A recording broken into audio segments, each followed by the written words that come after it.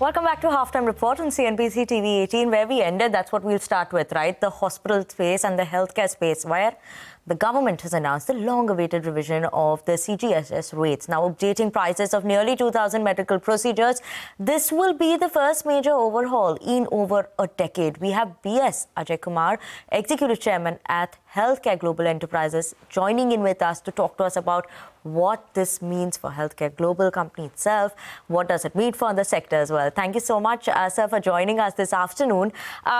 Let's just start by talking about one in terms of the revenue exposure y'all have from these CGHS schemes or the PSU schemes that you talk about, and what would be the uptick in terms of revenue now that we could see if this actually once this goes through?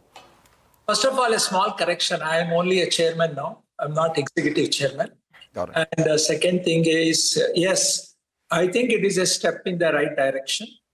And definitely, particularly in a field like cancer, I think the cancer patients who are under CGHS will definitely benefit. But we are still looking at the details of this. What will be the impact of this? I'm sure it will be positive, but what kind of a positive impact we'll have, we'll only know when we look at the details. For example, oncology is very complicated. We have to look at chemotherapy rates, drugs.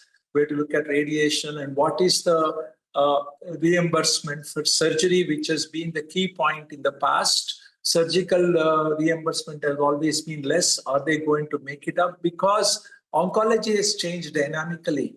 And by making these changes, what they are doing, I'm hoping CGHS patients will get the right treatment at the right time, and they will not have to pay cash out of pocket. And that is the whole idea. And I will take it even one step further. If this works out, I hope even other organizations like ESI, ECHS, everybody will follow the trend to see how to make sure somewhat of a uniformity will come in cancer care to all sections of the society. That is what we are looking at. Even state schemes should follow this, which will tremendously benefit the cancer patients in the country, and it will make us come towards more of an advanced country.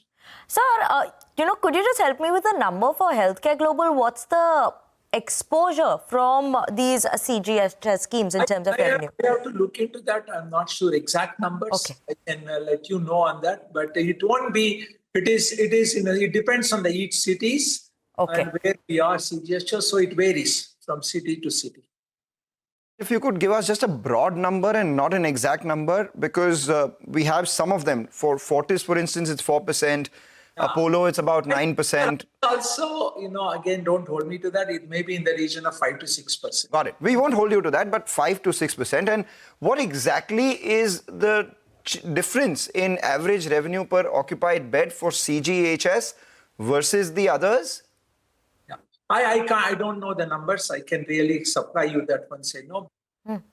No, but I mean, the reason why we ask is because while it may be 5 to 6% of your business, 5 to 6% of your business will have at least a revision of, 8 to 10% basis all the things that you're operating upon. So that's a decent uptick on the similar cost base, right?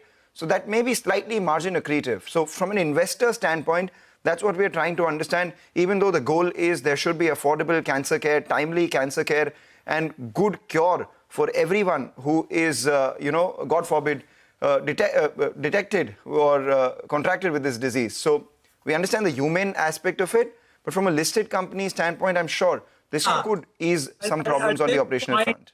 We will have to ask our management to do some homework and come back on what will be the real impact, because the news is so new. So we need some time, but certainly it will be positive.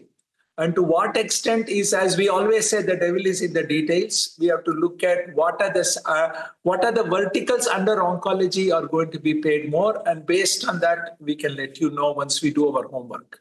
Okay. Sir, one more point. While there are some concerns that have also come in the past is, the receivables from the scheme also, right? There were certain concerns that there were delays.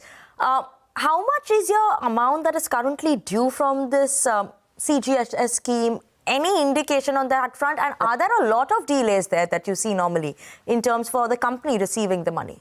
I think it is not where, from my knowledge I have of the past, it is not a huge amount, but there is definitely a delay. Average delay may be close to 6 months, but that was in the past. I certainly don't know the recent part of it, whether they have improved, but I can let you know once we do our homework what will be the difference. I'd request you to, once the exercise of understanding this impact is complete, you also upload that presentation on the exchanges so that will benefit the larger set of the audience.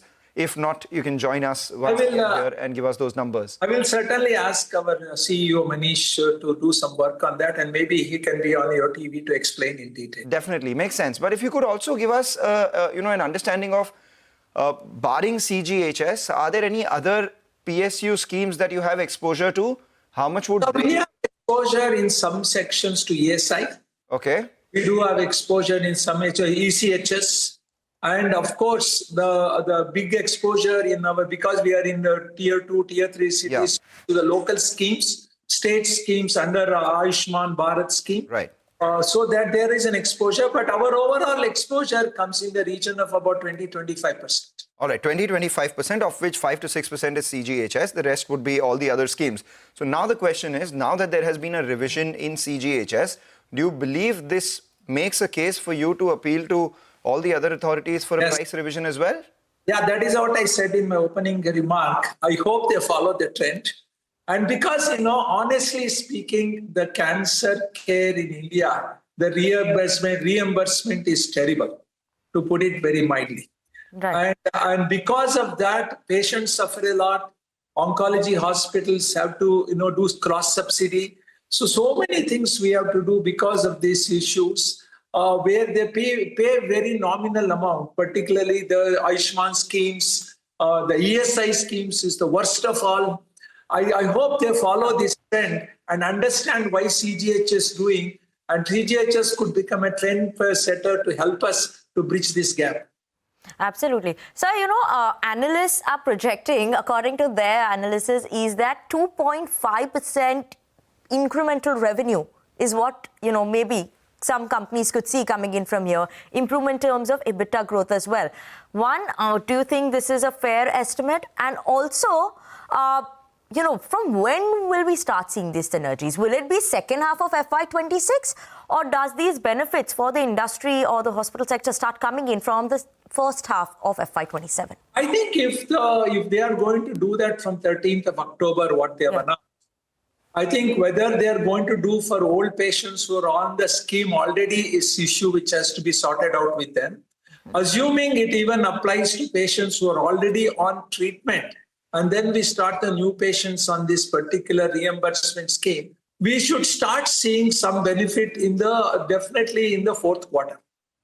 All right, some benefit definitely in the fourth quarter. We'd request you to, join us once again, or the concerned authorities to join us once again and give us a detailed outlook on how this would, benefit a player like you, and more importantly, all the others in the hospitality or the hospital space as well. We'll take a short break, come back.